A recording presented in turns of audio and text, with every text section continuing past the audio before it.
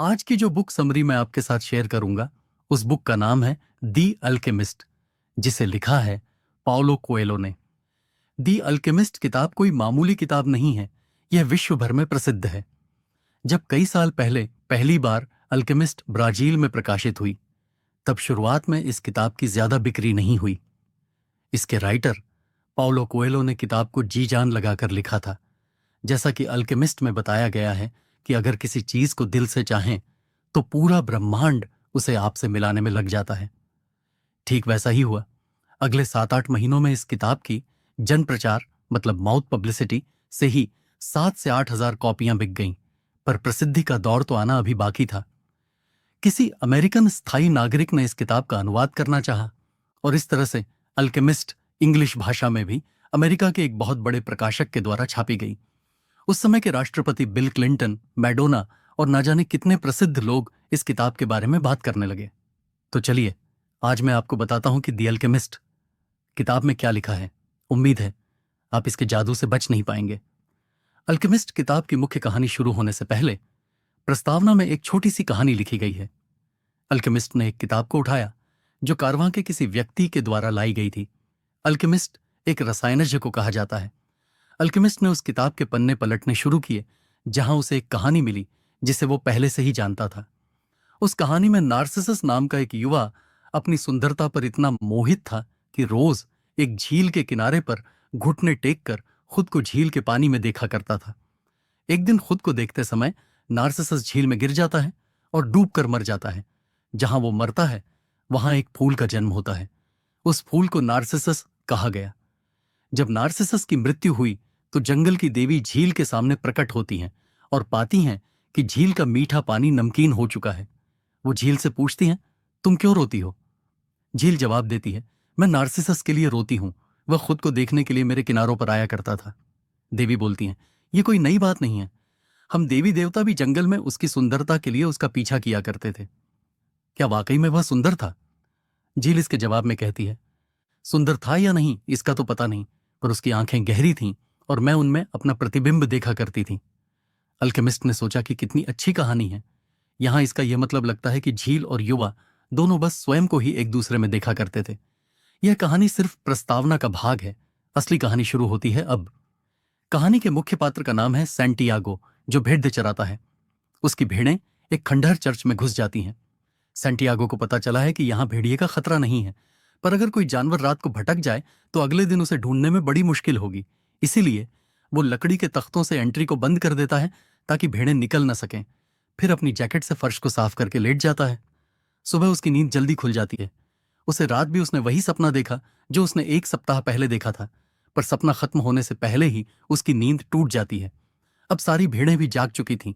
Santiago को लगता है कि वे उसकी बात समझती हैं, पर पिछले कुछ दिनों से वो उनसे एक व्यापारी की लड़की के बारे में बात करता था। व्यापारी ऊन का व्यापारी था। सैंटियागो अपने एक दोस्त के कहने पर अपनी भेड़ों की ऊन बेचने उस व्यापारी के पास गया था। व्यापारी की दुकान पर भीड़ थी तो आदमी ने उसे दोपहर तक इंतजार करने को कहा, तो सैंटियागो वहीं दुकान की सीढ़ियों पर बैठ गया। तभी उसे पीछे से एक लड़की की आवाज सुनाई दी। लड़की देखने में अंदलूसिया क्षेत्र की लगती थी। गुड़ की दे थी, काले बाल और आंखें जो मूरिश विजेता की याद दिलाते हैं। मूर एक बर्बरियन जनजाति थी जिसके लोगों को अमेरिकन क्रिश्चियन मूरिश कहते हैं। लड़की ने किताब खोली हुई थी पढ़ने के लिए, जिसे देखकर लड़की ने कहा था, मैं नहीं जानती थी कि चरवाहे पढ़ना भी जानते हैं। सैंटियागो ने भी मुस्कुराकर जवाब दिया था, मैं अपनी भेड़ों और किताबों से ही सीखता हूं। लड़की ने भी प्रश्न करना जारी रखा और फिर पूछा, आपने पढ़ना कहां से सीखा? और पढ़ना जानते हैं तो चरवाहे क्यों बने? लड़के ने सवाल के जवाब से बचने के लिए बस यूं ही बोल दिया कि जैसे सब पढ़ना सीखते हैं वैसे ही सीखा। उसके बाद लड़की को सैंटियागो ने ढेरों कहानियां सुनाई। उस काले बालों वाली लड़की के साथ उसे कुछ अलग अनुभव हो रहा था। तभी लड़की का व्यापारी पिता आ जाता है और चरवाहे से ऊन खरीदकर उसे अगले साल फिर आने को कहता है। और अब वो उस खंडहर चर्च में अपनी भेड़ों के साथ ठहरा है। तो सिर्फ 4 दिन शेष बचे हैं वापस व्यापारी के गांव जाने में। वो उत्साहित है, पर यह भी सोचता है कि लड़की उसे भूल तो नहीं गई होगी, क्योंकि वहां उसकी तरह के कई चरवाहे आते हैं। कि अगर भूल गई होगी तो और भी तो लड़कियां हैं। पर अपनी भेड़ों से कहता है, कोई फर्क नहीं पड़ता। पर मन ही मन वो जानता था कि फर्क पड़ता है। सैंटियागो को लगता है कि उसके साथ चलने वाले दूसरे चरवाहे कोई निर्णय नहीं ले सकते, इसलिए वह उनके साथ रहते हैं। उन दूसरे चरवाहों ने अपनी युवावस्था में सैंटियागो की तरह किताबें भी नहीं पढ़ी, क्योंकि जब वह उन्हें नए शहरों के बारे में बताता है तो वो समझ ही नहीं पाते। वो बस खाने पीने और बेचने की चिंता करते हैं। सैंटियागो सोचता है कि अगर वो किसी दिन राक्षस बन जाए और भेड़ों को खाने लगे तो दूसरे चरवाहों को तो पता भी तब चलेगा जब झुंड के झुंड साफ हो जाएंगे। फिर से वही सपना देखा। अब उसे लगता है कि चर्च प्रेत बाधित है, जो उसे वही सपना बार बार दिखा रहा है और उसके अपने ही दोस्तों के बारे में बुरे विचार दे रहा है। उसने अपने रात्रि भोज से बचा शरबत पिया और अपनी जैकेट को अपने हाथ में उठाया। वो जानता था कि सूरज जैसे जैसे आसमान में बढ़ेगा, गर्मी भी बढ़ेगी, रात तक गर्मी बढ़ती रहेगी। चरवाहे को अपनी जैकेट का बोझ महसूस हुआ, पर उसे यह भी याद था कि यही जैकेट सुबह की ठंड से बचाएगी। जैकेट का भी कुछ उद्देश्य है और इसीलिए वो जैकेट के लिए भी शुक्रिया महसूस करता है। जैकेट के उद्देश्य की तरह ही उसका भी एक उद्देश्य है, यात्रा करना। उसे उस इलाके के सभी शहरों के बारे में पता था। उसने योजना बनाई थी कि वो लड़की को बताएगा कि कैसे एक साधारण चरवाहा पढ़ना लिखना जान सका। उसने 16 वर्ष का होने तक स्कूली शिक्षा ली थी। उसके पिता उसे पुजारी बनाना चाहते थे। उन्होंने खाने पीने का सामान जुटाने के लिए बहुत मेहनत की थी। सैंटियागो ने लैटिन, स्पेनिश और थियोलॉजी का भी अध्ययन किया था, पर बचपन से ही वह संसार देखना चाहता था और इससे भी ज्यादा जरूरी उसके लिए था भगवान को जानना, मनुष्य के पाप का कारण जानना। एक दोपहर उसने अपने पिता से पुजारी न बनने की इच्छा व्यक्त की। उसने बता दिया कि वह यात्रा करना चाहता है। सैंटियागो के पिता उसे तरह तरह के तर्क देकर समझाते हैं, पर सैंटियागो पर संसार घूमने का भूत सवार था। उसके पिता उसे कुछ स्पेनिश सोने के सिक्के देते हैं, जिनसे वह भेड़ों का एक झुंड खरीद सके। जानता था कि उसके पिता की भी यही इच्छा थी कि वह भी संसार देखें, पर वह उस सपने को अपनी जवानी में ही छोड़ चुके हैं। यादों से बाहर आता है। क्षितिज लाल हो चुका है। अचानक सूरज निकलता है। चरवाहा अपने पिता से बातचीत को याद करके खुश होता है और सोचता है, अब तो बहुत महल और महिलाओं को देख लिया। अब उसके पास किताबें हैं, वो दूसरा भेड़ों का झुंड भी खरीद सकता है। पर सबसे ज्यादा जरूरी है कि हर दिन उसके पास अपने सपने के लिए जीने का कारण है। वह सोचता है कि कभी अंदलूसिया के मैदानों से थक भी जाए तो भेड़ों को बेचकर समुद्र में जा सकता है, जब तक समुद्र को भी जान सकता है। विद्यालय में रहकर तो वो ईश्वर को प्रार्थना नहीं कर सकता था। अगर वो अपने घर से ही नहीं निकलता तो चर्च के खंडहर कैसे देखता? उसे पूरा संसार आश्चर्य से भरा लगता है। अब सैंटियागो खुद को व्यापारी की लड़की से मिलने के लिए तैयार करना चाहता है। वह चाहता है कि वो अपनी दाढ़ी कटवाकर अच्छा दिखे। वो नहीं चाहता कि कोई और चरवाहा उससे पहले पहुंचकर लड़की का हाथ मांग ले। वह उत्साहित था। उसके लिए यह एक सपने की तरह बरहा ही रहा था कि उसे याद आया कि टैरिफ शहर में एक बूढ़ी औरत है जो सपनों की व्याख्या करती है। उस महिला से वह मिला। उसने सैंटियागो के हाथों को अपने हाथों में पकड़ा और चुपचाप प्रार्थना करने लगी। यह प्रार्थना एक जिप्सी प्रार्थना की तरह लग रही थी। सैंटियागो को जिप्सी लोगों का अनुभव था। लोगों का कहना था जिप्सी दूसरे लोगों के साथ छल प्रपंच करते हैं। ऐसा भी मानना था कि उनका संबंध शैतान से भी है। जिप्सी बच्चों का अपहरण करके उन्हें दास बना लेते हैं। सैंटियागो का बचपन का डर फिर जागृत हो जाता है जब वह महिला उसके हाथ थामती है। सैंटियागो ने भगवान के चिन्ह वहां देखे तो उसे संतुष्टि हुई कि उसे कुछ नहीं होगा। सैंटियागो के हाथ अचानक कांपने लगते हैं। बूढ़ी औरत समझ गई। उसने तुरंत उसके हाथ छोड़ दिए। लड़के ने बोला, मैं यहां हस्तरेखाएं दिखाने नहीं आया, अब मुझे पछतावा हो रहा है। कुछ देर उसने सोचा कि इस औरत की फीस देकर यहां से निकलता हूं। बेकार ही एक सपने को इतना महत्व दे रहा हूं। बूढ़ी औरत कहती है, सपना भगवान की भाषा होती है, मैं उसकी व्याख्या कर सकती हूं, पर जो भी हो मैं शुल्क तो लूंगी। चरवाहे ने सोचा कि क्यों न सपने के बारे में पूछ ही लिया जाए। तब वो बूढ़ी औरत को बताता है कि उसने सपना 2 बार ही देखा है। सपने में वह अपनी भेड़ों के साथ एक खेत में है। उसे एक बच्चा दिखाई देता है जो भेड़ों के साथ खेलने लगा। भेड़ें अक्सर अजनबियों से डरती हैं, पर बच्चा उनके साथ आराम से खेल रहा था। बूढ़ी औरत बोलती है, मुझे अपने सपने के बारे में थोड़ा जल्दी बताओ, फिर मुझे खाना पकाने भी जाना है और लगता है तुम्हारे पास पैसे भी उतने नहीं हैं। सैंटियागो अपने सपने की बात आगे बढ़ाता है। बच्चा खेलते खेलते सैंटियागो के हाथ पकड़ लेता है और सैंटियागो मिस्र के पिरामिडों में पहुंच जाता है। फिर बच्चा कहता है कि सैंटियागो को वहां खजाना मिलेगा, पर जैसे ही वह बच्चा उसे खजाने की बात बताने वाला होता है कि खजाना कहाँ है, वैसे ही सैंटियागो का सपना टूट जाता है। बूढ़ी औरत पूरी बात सुनती है, कुछ देर चुप रहती है और फिर कहती है, मैं तुमसे अभी कुछ नहीं लूंगी, पर खजाना मिलने पर उसका 10वां हिस्सा तुम्हें देना होगा। चरवाहा कसम खाता है कि वह उसे खजाने का हिस्सा देगा। बूढ़ी औरत के लिए सपने की व्याख्या कठिन थी, इसलिए वो खजाने की खोज का हिस्सा बनना चाहती है। वो बताती है कि सपने में एक छोटा बच्चा है जो चरवाहे को खजाने का मार्ग दिखा रहा है, तो अवश्य ही उसे खजाना मिलेगा। बूढ़ी औरत आगे कहती है कि चरवाहे का सपना जीवन की उन साधारण चीजों की तरह है जो बहुत असाधारण है, जिसे कुछ बुद्धिमान लोग ही समझ सकते हैं। औरत समझाती है कि सपने की कठिनाई समझने के लिए अभी उसे और विद्याएं सीखनी है।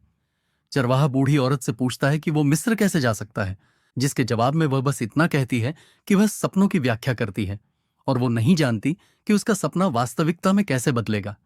लड़का कहता है, अगर मैं कभी मिस्र नहीं पहुंचा तो? बूढ़ी का जवाब होता है, तब मुझे मेरा हिस्सा भी नहीं मिलेगा। बूढ़ी औरत आगे कहती है कि चरवाहे का सपना जीवन की उन साधारण चीजों की तरह है जो बहुत असाधारण है, जिसे कुछ बुद्धिमान लोग ही समझ सकते हैं। औरत समझाती है कि सपने की कठिनाई समझने के लिए अभी उसे और विद्याएं सीखनी हैं। चरवाहा बूढ़ी औरत से पूछता है कि वो मिस्र कैसे जा सकता है, जिसके जवाब में वह बस इतना कहती है कि वह सपनों की व्याख्या करती है और वो नहीं जानती कि उसका सपना वास्तविकता में कैसे बदलेगा। लड़का कहता है, अगर मैं कभी मिस्र नहीं पहुंचा तो? बूढ़ी का जवाब होता है, तब मुझे मेरा हिस्सा भी नहीं मिलेगा।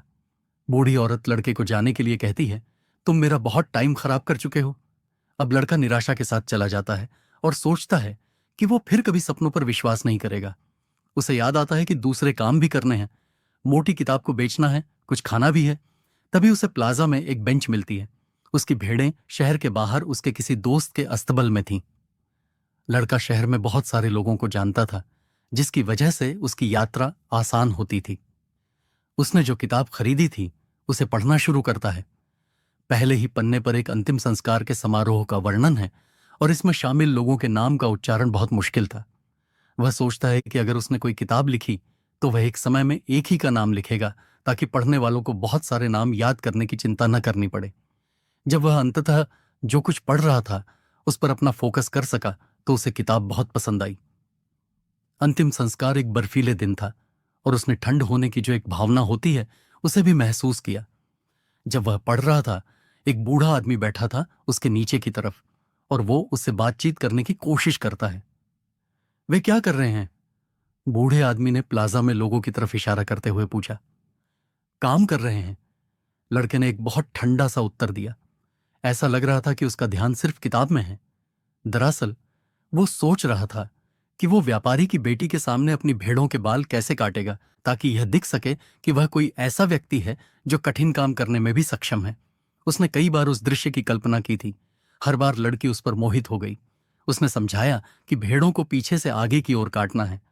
वह ऐसा भी सोच रहा था कि वह कुछ ऐसी कहानियां सुनाएगा जो भेड़ों से संबंधित होंगी। वो लड़की पढ़ना नहीं जानती थी और वो कभी भी वास्तविकता में और कल्पना में अंतर नहीं समझ पाएगी। इसी बीच वो बूढ़ा बातचीत करने के अपने प्रयास में लगा रहा। उसने कहा कि वो थका हुआ है और प्यासा भी है और पूछा कि क्या वो लड़के के शरबत में से एक घूंट ले सकता है।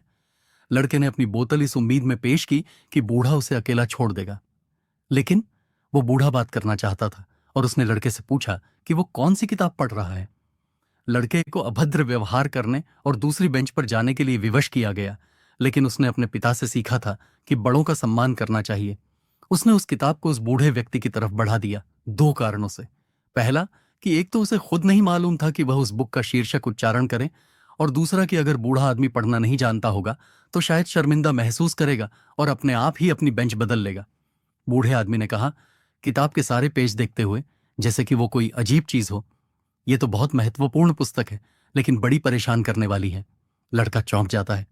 बूढ़ा पढ़ना जानता था और वो पहले भी उस किताब को पढ़ चुका था। और अगर किताब परेशान कर ही रही थी, जैसा कि बूढ़े आदमी ने कहा, लड़के के पास अब भी इसे बेचने का समय था। यह किताब है जो वही कहती है जो दुनिया की लगभग सारी दूसरी किताबें कहती हैं, बूढ़े आदमी ने कहना जारी रखा। यह लोगों की अपनी व्यक्तिगत कथा को चुनने में असमर्थता का वर्णन करती है और यह कहते हुए समाप्त होता है कि दुनिया के सबसे बड़े झूठ को हर कोई मानता है। दुनिया का सबसे बड़ा झूठ क्या है? लड़के ने पूरी तरह से अनजान बनते हुए पूछा। यह इस तरह से है कि हमारे जीवन में एक निश्चित बिंदु पर हमारे साथ क्या हो रहा है, हम इसका नियंत्रण खो देते हैं और हमारा जीवन भाग्य द्वारा नियंत्रित हो जाता है। यह दुनिया का सबसे बड़ा झूठ है, बूढ़े ने कहा। मेरे साथ ऐसा कभी नहीं हुआ, लड़के ने बोला। वह चाहते थे कि मैं पुजारी बनूं, लेकिन मैंने चरवाहा बनने का फैसला किया। बहुत अच्छा, बूढ़े ने जवाब दिया, क्योंकि आप वास्तव में यात्रा पसंद करते हैं। वह जानता था कि मैं क्या सोच रहा था, लड़के ने अपने ही अंदर कहा। बूढ़ा आदमी इसी बीच किताब के पन्ने पलट रहा था। ऐसा नहीं लगता था कि वह उसे वापस करना चाहता है। लड़के ने देखा कि उस आदमी के कपड़े थोड़े अजीब थे। वो अरब लोगों के जैसा दिखता था, जो उस एरिया में थोड़ा सा असामान्य नहीं था। अफ्रीका से कुछ ही घंटों की दूरी पर था, बस नाव से संकरी जलडमरूमधे को पार करना था। अरब अक्सर उस शहर में दिखाई दे जाते थे, कुछ खरीदारी करते थे और दिन में कई बार अपनी प्रार्थना किया करते थे। आप कहां से हैं? लड़के ने पूछा। कई जगह से, लड़के ने कहा। मैं एक चरवाहा हूं और मैं कई जगह पर गया हूं, लेकिन मैं केवल एक ही जगह से आया हूं, एक शहर से, एक प्राचीन महल के पास। वहीं मेरा जन्म हुआ। तो ठीक है, हम कह सकते हैं कि मैं सालेम में पैदा हुआ था। लड़के को नहीं पता था कि सालेम कहाँ है, लेकिन उसने इस डर से नहीं पूछा कि कहीं वो अज्ञानी न दिखाई दे कि उसे सालेम नहीं पता। उसने चौक में लोगों को कुछ देर तक देखा।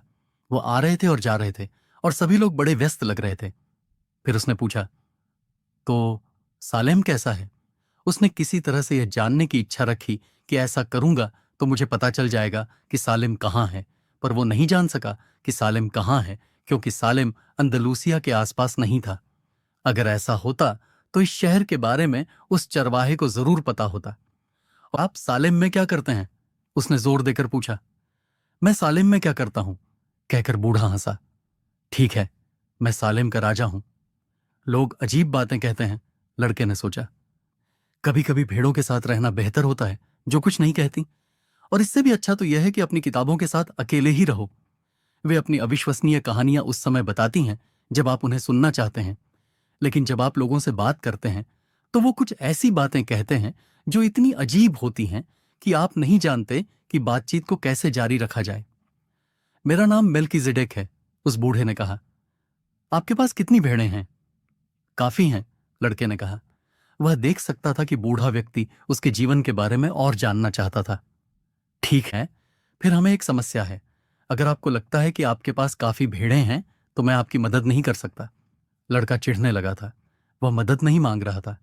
यह एक बूढ़ा आदमी था जिसने उससे शरबत मांगा था और बातचीत शुरू की थी। मुझे मेरी किताब दो, लड़के ने कहा। मुझे जाना है और अपनी भेड़ों को इकट्ठा करना है। मुझे अपनी भेड़ों का 10वां हिस्सा दे दो, बूढ़े ने कहा, और मैं तुम्हें बताऊंगा कि छिपे हुए खजाने को कैसे खोजा जाए। लड़के को अचानक से अपना सपना याद आ जाता है और उसे सब कुछ स्पष्ट हो जाता है। बूढ़ी औरत ने उससे कोई पैसा नहीं लिया था, लेकिन बूढ़ा आदमी, शायद उसका पति था, किसी ऐसी चीज के बारे में जानकारी के बदले में बहुत अधिक पैसा प्राप्त करने का रास्ता खोज रहा था। बूढ़ा शायद जिप्सी भी था, ऐसा चरवाहा अपने मन में सोचने लगा। लेकिन इससे पहले कि लड़का कुछ कह पाता, वह बूढ़ा आदमी झुका और अपनी छड़ी से रेत में कुछ लिखने लगा। उसके गले में टंगा हुआ कुछ चमक रहा था। लड़के को लगा कि कहीं उस चमक से वो अंधा न हो जाए। उस व्यक्ति ने अपने गले में जो भी कुछ टंगा हुआ था उसे अपने कपड़े से ढक लिया। जब लड़के को थोड़ा दिखने लगा तो उसने रेत में आदमी द्वारा लिखे गए शब्दों को पढ़ना शुरू किया। वहां शहर के चौक की रेत में वो लड़का पढ़ रहा था, उसके पिता और उसकी मां का नाम और उसके स्कूल का नाम भी जहां उसने शिक्षा प्राप्त की थी। उस बूढ़े आदमी ने सब कुछ उसके बारे में उस रेत पर लिख दिया था। उसने व्यापारी की बेटी का नाम भी पढ़ा, जिसे वो बूढ़ा आदमी जानता भी नहीं था, और उसने ऐसी बातें पढ़ी जो उसने कभी किसी को नहीं बताई थी। बूढ़ा आदमी कहता है, मैं सालेम का राजा हूं। एक राजा एक चरवाहे से क्यों बात कर रहा होगा? लड़के ने पूछा, क्योंकि लड़का बहुत शर्मिंदा और आश्चर्यचकित था, कई वजहों से। लेकिन मान लीजिए कि सबसे महत्वपूर्ण यह है कि आप अपनी व्यक्तिगत कहानी की खोज करने में सफल हुए हैं। लड़के को नहीं पता था कि किसी व्यक्ति की व्यक्तिगत कहानी क्या होती है। बूढ़ा आदमी बताता है, यह वह होती है जो आप हमेशा पूरा करना चाहते हैं। हर कोई जब युवा होता है तो जानता है कि वास्तव में वो अपने जीवन से क्या चाहता है। उस समय उनके जीवन में सब कुछ स्पष्ट होता है और सब कुछ संभव हो सकता है। वे सपने देखने से नहीं डरते और हर चीज को पाना चाहते हैं। वे अपने जीवन में हर चीज मिलते हुए देखना चाहते हैं। लेकिन जैसे जैसे उम्र बढ़ती है, एक पावर उन्हें समझाने लगती है कि उनके लिए अब कुछ भी पॉसिबल नहीं है, और वो भूल जाते हैं कि उनका उद्देश्य क्या है। बूढ़े आदमी की किसी भी बात का लड़के को कोई मतलब समझ में नहीं आया, लेकिन वह जानना चाहता था कि रहस्यमय शक्ति क्या थी। व्यापारी की बेटी उससे प्रभावित होगी जब वो इसके बारे में बताएगा। ये एक ऐसी शक्ति है जो नेगेटिव लगती है, लेकिन वास्तव में आपको दिखाती है कि आपका असली लक्ष्य कैसा है और आप उसे कैसे महसूस करते हैं। यह आपकी आत्मा और इच्छा को तैयार करती है, क्योंकि इस ग्रह पर एक महान सत्य है। आप जो भी हैं या जो कुछ भी आप करते हैं, जब आप वास्तव में कुछ चाहते हैं, ऐसा इसलिए है क्योंकि ब्रह्मांड की आत्मा में आप उत्पन्न हुए हैं। यह पृथ्वी पर आपका मिशन है। यहां तक कि जब आप सब कुछ करना चाहते हैं तो यह एक जर्नी की तरह है। या किसी कपड़ा व्यापारी की बेटी से शादी कर लूं? हां, यहां तक कि अगर आप खजाने की खोज करना चाहते हैं तो वह भी आपको मिल सकता है। विश्व की आत्मा लोगों की खुशी से ही पोषित होती है, दुख, ईर्ष्या और जलन से भी। किसी भी व्यक्तिगत लक्ष्य को महसूस करना ही एक व्यक्ति का एकमात्र वास्तविक दायित्व है।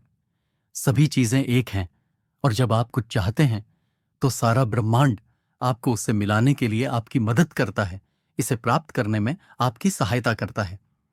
प्लाजा और शहरवासियों को देखते हुए वे दोनों कुछ समय के लिए चुप हो जाते हैं। यह बूढ़ा व्यक्ति था जो पहले बोला, तुम भेड़ों का झुंड क्यों पालते हो?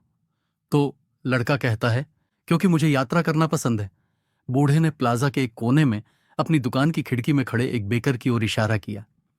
जब वह बच्चा था, वह भी यात्रा करना चाहता था, लेकिन उसने पहले अपनी बेकरी खरीदने और कुछ पैसे अलग रखने का फैसला किया। जब वह बूढ़ा होगा तो वह अफ्रीका में 1 महीना बिताएगा। उन्होंने कभी यह महसूस नहीं किया कि लोग अपने जीवन में किसी भी समय कोई भी काम करने में सक्षम हैं जिसका वह सपना देखते हैं। उसे चरवाहा बनने का फैसला करना चाहिए था, लड़के ने बोला। ठीक है, बूढ़े ने कहा, लेकिन चरवाहों की तुलना में बेकर ज्यादा महत्वपूर्ण लोग हैं। बेकर्स के पास घर होते हैं, जबकि चरवाहे बाहर खुले में सोते हैं। माता पिता अपने बच्चों को चरवाहों की बजाय बेकर से शादी करते देखना पसंद करेंगे। व्यापारी की बेटी के बारे में सोचते हुए लड़के के दिल में एक पीड़ा हुई। उसके नगर में निश्चय ही कोई बेकर रहता होगा। लड़के ने बूढ़े आदमी को टोका, तुम मुझे ये सब क्यों बता रहे हो? तो बूढ़ा आदमी कहता है, क्योंकि आप अपनी व्यक्तिगत कहानी को समझने की कोशिश कर रहे हैं और आप ठीक उस रास्ते पर हैं जहां आपको आपकी कहानी का लक्ष्य मिलेगा। और तब होता है जब आप हमेशा अपने लक्ष्य पर निगाह रखते हैं। हमेशा इस तरह से नहीं, लेकिन मैं हमेशा एक या दूसरे रूप में प्रकट होता हूं। कभी कभी मैं एक समाधान या एक अच्छे विचार के रूप में प्रकट होता हूं। कभी मैं एक महत्वपूर्ण क्षण में मैं चीजों के घटित होने को आसान बना देता हूं। और भी चीजें हैं जो मैं करता हूं, लेकिन ज्यादातर लोगों को पता ही नहीं चलता कि मैंने क्या किया है उनके साथ। बूढ़े व्यक्ति ने बताया कि एक बार एक पन्ने की खान में काम करने वाले एक खनिक के सामने किस तरह से वो पत्थर बनकर आए थे। दरअसल वो खनिक पिछले 4 या 5 साल से एक पन्ना तलाश रहा था जो बहुत कीमती था, लेकिन उसे 4-5 साल में वह पन्ना नहीं मिला और हताश और क्रोधित होकर वो खुदाई कर रहा था। तब बूढ़ा आदमी एक पत्थर बनकर उसके पैर के नीचे आता है। वो खनिक उस पत्थर को उठाता है और इतनी जोर से एक दूसरे बड़े पत्थर पर फेंकता है कि उस बड़े पत्थर के टुकड़े हो जाते हैं, और जिस पन्ने की तलाश में था वह पन्ना उस बड़े पत्थर के अंदर से उसके सामने प्रकट होता है।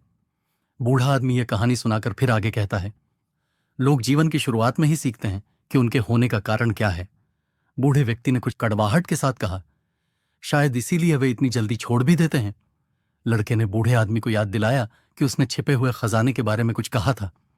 बुढ़ा आदमी कहता है, खजाना बहते पानी की शक्ति से प्रकट होता है और यह इसी की धाराओं में दफन किया जाता है। यदि आप अपने खजाने के बारे में जानना चाहते हैं तो आपको अपने झुंड का 10वां हिस्सा मुझे देना होगा। लड़का पूछता है, मेरे खजाने का 10वां हिस्सा क्या है? तो वो वृद्ध निराश होता है। यदि आप यह वादा करके शुरू करते हैं कि आपके पास अभी तक क्या नहीं है, तो आप इसे पाने की दिशा में काम करने की इच्छा को खो देंगे। लड़के ने उसे बताया, उसने पहले ही एक बूढ़ी औरत को अपने खजाने का 10वां हिस्सा देने का वादा किया था। जिप्सी लोगों को ऐसा करने में माहिर माना जा सकता है। बूढ़े आदमी ने एक आह भरी। किसी भी मामले में यह अच्छा है कि आपने सीखा है कि जीवन में हर चीज की कीमत होती है। प्रकाश के योद्धा यही सीखने की कोशिश करते हैं। बूढ़े ने लड़के को उसकी किताब लौटा दी। कल इसी समय अपनी भेड़ बकरियों का 10वां अंश मेरे पास ले आना और मैं आपको बताऊंगा कि छिपे हुए खजाने को कैसे खोजा जाए। अलविदा। और वह प्लाजा के कोने के आसपास गायब हो गया। लड़का फिर से अपनी किताब पढ़ने लगा, लेकिन वह अब अपना ध्यान केंद्रित नहीं कर सकता था। वह तनावग्रस्त और परेशान था क्योंकि वह जानता था कि बूढ़ा सही कह रहा था। लड़का बेकरी में गया और उसने ब्रेड का एक टुकड़ा खरीदा, और यह सोचकर कि क्या उसे बेकर को बताना चाहिए कि बूढ़े आदमी ने उसके बारे में क्या कहा। कभी कभी चीजों को जैसा है वैसा ही छोड़ देना बेहतर होता है, उसने मन ही मन सोचा और कुछ न कहने का फैसला किया। अगर वो कुछ कहता भी तो इससे बेकर का दिन खराब होता। लड़का अनिश्चित रूप से बेकर के लिए किसी तरह की चिंता नहीं पैदा करना चाहता था। वो नगर में इधर उधर भटकने लगा। फिर वो एक इमारत के पास जाता है जिसमें एक खिड़की थी जिस पर लोग अफ्रीका के लिए टिकट खरीद रहे थे। वो जानता था कि मिस्र अफ्रीका में है। क्या मैं आपकी मदद कर सकता हूं? वो खिड़की के पीछे वाला एक आदमी था। शायद कल, लड़के ने कहा। मुझे दूर जाना है और अगर वो अपनी एक भेड़ बेचता है तो उसे वहां तक जाने के लिए पैसा मिल जाएगा। पर वो भेड़ बेचने के विचार से ही डर गया। टिकट विक्रेता ने अपने हेल्पर से कहा कि लड़के के पास तो टिकट खरीदने के पैसे ही नहीं हैं। लड़के को अपने झुंड की याद आ जाती है और वह फैसला करता है कि उसे वापस चरवाहे के रूप में ही जाना चाहिए। 2 साल में उसने चरवाहा बनने के बारे में सब कुछ सीख लिया था। वो जानता था कि भेड़ों की ऊन कैसे निकालनी है, गर्भवती भेड़ों की देखभाल कैसे करनी है और भेड़ों को भेड़िए से कैसे बचाना है। वो अंदलूसिया के सभी क्षेत्रों और चरागाहों को जानता था और जानता था कि उसके हर पशु का उचित मूल्य क्या है। उसने सबसे लंबे रास्ते से अपने दोस्त के अस्तबल में लौटने का फैसला किया। जैसे ही वो शहर के महल से गुजरा वो रुक गया। वो वापस लौटा और उस पत्थर के ढलान पर चढ़ गया जो दीवार के ऊपर तक जाती थी। वहां से वह अफ्रीका को देख सकता था। किसी ने एक बार उसे बताया था कि मूर वहां से आए थे पूरे स्पेन पर कब्जा करने के लिए। वह लगभग पूरे शहर को देख सकता था जहां से वो बैठा था, जिसमें वह चौक भी शामिल था जहां उसने बूढ़े आदमी से बात की थी। उसने अपने उस समय को कोसते हुए सोचा कि क्यों मैं उस बूढ़े से मिला। वह तो शहर में केवल एक महिला को खोजने आया था जो उसके सपने की व्याख्या कर सके। न तो उस महिला और न ही उस बूढ़े आदमी ने उसके चरवाहा होने की प्रशंसा की। वे एकांत व्यक्ति थे जो अब चीजों पर विश्वास ही नहीं करते और यह नहीं समझते थे चरवाहे अपनी भेड़ों से जुड़ जाते हैं। वह अपने झुंड के हर सदस्य के बारे में सब कुछ जानता था। वो जानता था कि कौन सी भेड़ लंगड़ी है, कौन सी अब 2 महीने बाद जन्म देने वाली है और कौन सबसे आलसी है। वो जानता था कि उनकी ऊन कैसे उतारनी है। अगर उसने कभी उन्हें छोड़ने का फैसला किया तो वह परेशान होंगी। लड़के ने सोचा कि उसे अपने झुंड और खजाने के बीच किसी एक को चुनना होगा। झुंड का वह आदी हो गया था और जिसे वह प्राप्त करना चाहता था। व्यापारी की बेटी भी थी, लेकिन वह झुंड जितनी महत्वपूर्ण नहीं थी। लड़के को लगता है कि वह लड़की उसे याद भी नहीं करती होगी। उसे यकीन था कि इससे उसे कोई फर्क भी नहीं पड़ता होगा। लेवेंटर हवा बहुत तेज चल रही थी और वो इसकी ताकत अपने चेहरे पर महसूस कर सकता था। वो हवा मूरों के साथ आई थी जिन्होंने स्पेन पर आक्रमण किया था, लेकिन वह रेगिस्तान और घूंघट वाली महिलाओं की गंध भी लाई थी। ये अपने साथ लोगों का पसीना और सपने लेकर आई थी जो खजाने की खोज में निकले होंगे। पिरामिड जाने के लिए लड़के को हवा की आजादी से जलन महसूस हुई और उसने देखा कि उसे भी वही आजादी मिल सकती है। उसे रोकने के लिए खुद के अलावा कुछ भी नहीं था। भेड़, व्यापारी की बेटी और अंदलूसिया के खेत उसकी व्यक्तिगत कहानी के रास्ते में केवल कुछ कदम थे। अगले दिन दोपहर के समय लड़के की मुलाकात फिर उस बूढ़े व्यक्ति से हुई। वो अपने साथ 6 भेड़ें लाया। मैं हैरान हूं, लड़के ने कहा। मेरे दोस्त ने बाकी खरीद ली। उसने कहा कि वो हमेशा एक चरवाहा बनने का सपना देखता था और यह एक अच्छा शगुन था। हमेशा ही ऐसा होता है, बूढ़े आदमी ने कहा। यह कहा जाता है अनुकूलता का सिद्धांत। जब आप पहली बार ताश खेलते हैं तो आपकी जीत लगभग निश्चित होती है। यह होती है नौसिखिए की किस्मत। ऐसा क्यों? क्योंकि एक ताकत है जो चाहती है कि आप अपनी व्यक्तिगत कहानी को महसूस करें। यह सफलता के स्वाद के साथ आपकी भूख को बढ़ाती है।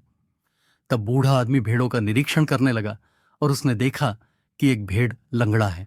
लड़के ने समझाया कि यह जरूरी नहीं था क्योंकि वह भेड़ झुंड में सबसे बुद्धिमान थी और सबसे अधिक ऊन का उत्पादन भी करती थी। खजाना कहाँ है? उसने पूछा। बूढ़े आदमी ने बताया कि यह मिस्र में पिरामिड के पास है। दुर्भाग्य से सैंटियागो जैसे ही टैंगियर शहर में प्रवेश करता है एक अपराधी द्वारा लूट लिया जाता है, पर उसे एक क्रिस्टल की दुकान पर काम करना पड़ता है जहां पर वो व्यापारी को उसका काम बढ़ाने में मदद करता है। वह व्यापारी को बताता है कि क्यों ना हम चाय बेचने का काम करें। हम चाय बेचेंगे क्रिस्टल के कप में, जिससे लोग ज्यादा आएंगे, और होता भी वैसा ही है। उस व्यापारी का काम चल निकलता है। सैंटियागो अपने परिकलित जोखिमों के परिणाम स्वरूप केवल 1 वर्ष में अमीर बन जाता है। हालांकि वह अभी भी अपने लक्ष्य से त्रस्त है। उसको बार बार वही सपना आता रहता है। सैंटियागो पैसा कमाना जारी रखता है, जिससे वो अपनी जर्नी कर सकता है। अपना खजाना ढूंढने के लक्ष्य में उसे रास्ते में एक अंग्रेज मिलता है, जो मिस्र की ओर सहारा रेगिस्तान पर एक कारवां के साथ यात्रा कर रहा है। रास्ते में चरवाहा अंग्रेज से बहुत कुछ सीख लेता है। शुरुआत करने वालों के लिए उन्हें पता चलता है एमराल्ड टैबलेट के नाम से जाने जाने वाले पौराणिक पत्थर में अल्केमिस्ट का एक रहस्य रखता है, द मास्टर वर्क, जो फिलोसोफर्स स्टोन को जोड़ता है। मतलब यह कि स्टोन को जोड़ने वाला एक रसायन, एक ठोस जो धातुओं को कीमती धातुओं में बदल सकता है, जैसे कि पारस पत्थर जो पत्थर को सोना बना सकता है। जीवन के अमृत के साथ, मतलब कि एक अमृत जो सभी बीमारियों का इलाज कर सकता है। सैंटियागो को पता चला है कि अंग्रेज कारवां के साथ अल्फयूम जा रहा है, जहां एक 200 वर्षीय अल्केमिस्ट रहता है। अंग्रेज अल्केमिस्ट से कुछ रहस्य जानना चाहता है। रेगिस्तान में बढ़ती क्रूर आदिवासी लड़ाइयों से बचने के लिए कारवां को अल्फयूम में एक लंबा प्रवास करना चाहिए। इस अवधि के दौरान सैंटियागो को ओएसिस की निवासी फातिमा से प्यार हो जाता है। रेगिस्तान में चहलकदमी करते हुए सैंटियागो एक संकेत की व्याख्या करता है, जो पहले के तटस्थ नखलिस्तान पर हमले की भविष्यवाणी करता है। वह आदिवासी नेताओं को हमले के लिए सचेत करता है, और परिणाम स्वरूप अल फयूम उस हमले से अच्छे से निपटते भी हैं। जब अल्केमिस्ट सैंटियागो की दृष्टि के बारे में सीखता है, तो वह उसे रेगिस्तान में एक यात्रा पर आमंत्रित करता है, जहां वह सैंटियागो की व्यक्तिगत कहानी का अनुसरण करने और उसके दिल की बात सुनने के मूल्य पर उसे ज्ञान देता है। पिरामिडों तक अपनी यात्रा को पूरा करने के लिए वह सैंटियागो को फातिमा और कारवां को छोड़ने के लिए राजी करता है, और वह उन्हें अपनी यात्रा के अंतिम भाग में शामिल होने की पेशकश करता है। अल्केमिस्ट सैंटियागो के साथ विश्व की आत्मा के बारे में अपने बहुत सारे ज्ञान को साझा करता है, क्योंकि वे रेगिस्तान के मध्य से आगे बढ़ते हैं। जब सैनिकों का एक अरब ग्रुप उन्हें पकड़ लेता है, तो वह पिरामिड से कुछ ही दिनों की दूरी पर होते हैं। अल्केमिस्ट सैनिकों को सूचित करता है कि सैंटियागो एक बहुत मजबूत और बहुत ही जानकारी अल्केमिस्ट है, जो अपने जीवन के बदले 3 दिनों में हवा में बदल जाएगा। मतलब कि 3 दिन में वह हवा बनकर गायब हो जाएगा, और सैंटियागो का सारा पैसा जनजाति को दे देगा। यह सैंटियागो को एक मुश्किल में डाल देता है, क्योंकि उसे पता ही नहीं है कि वो खुद को हवा में कैसे बदलेगा। वह 3 दिन तक इस मिशन को पूरा करने के बारे में सोचता है, और तीसरे दिन अचानक तूफान आता है और सैंटियागो गायब होकर शिविर के दूसरी तरफ पहुंच जाता है। सैंटियागो की शक्ति के कायल आदिवासी लोग उसे आजाद कर देते हैं। तब तक चलता है जब तक कि वे पिरामिड से घंटों की दूरी पर नहीं पहुंच जाते, जहां पर एक मठ बना हुआ है। वहां वह सैंटियागो को दिखाता है कि शीशे को सोने में बदलने के लिए पारस पत्थर का कैसे उपयोग किया जाता है। वह सैंटियागो को गोल्ड उपहार में देता है और विदा लेता है।